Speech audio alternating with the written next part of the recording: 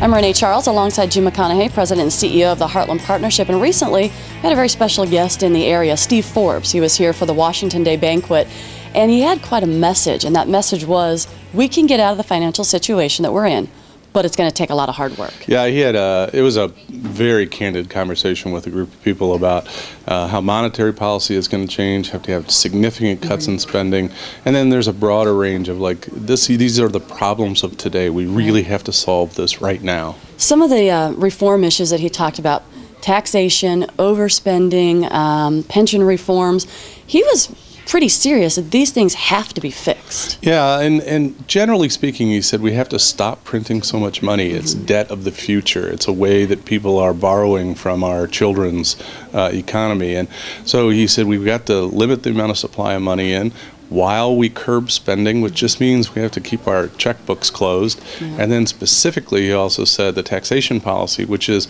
really just a way that the programs are funded in the United States, really needs to get much smaller because we just are living outside our means right now. And he's talking generally that this is what needs to be done on the Fed side of things. But what about you and I? Yeah, locally, I mean, it does matter. I mean, we're seeing the same thing. We've seen our local municipalities tighten their belts. We've seen our counties tighten their belts. The state is about ready to get into a position where they have no choice but to try and do that. So when you get the sort of 1, 2, 3 set of activities, the federal government, the state government, and the locals, all sort of working to try to benefit the citizens of the United States, then we're actually doing something. And he also had one thing that came across clear as bell to me is that this is not a right side of the aisle, left side of the aisle. This is a bipartisan effort that is needed. Everybody's got to work on this. Yeah, he was very bipartisan in the way he approached it. He said that this really is about our children and the way that our future is going to look. We have to sustain growth in the United States, and we have to be able to manage that.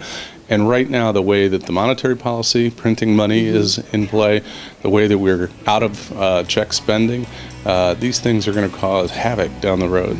All right, Jim, thanks so much. Thanks.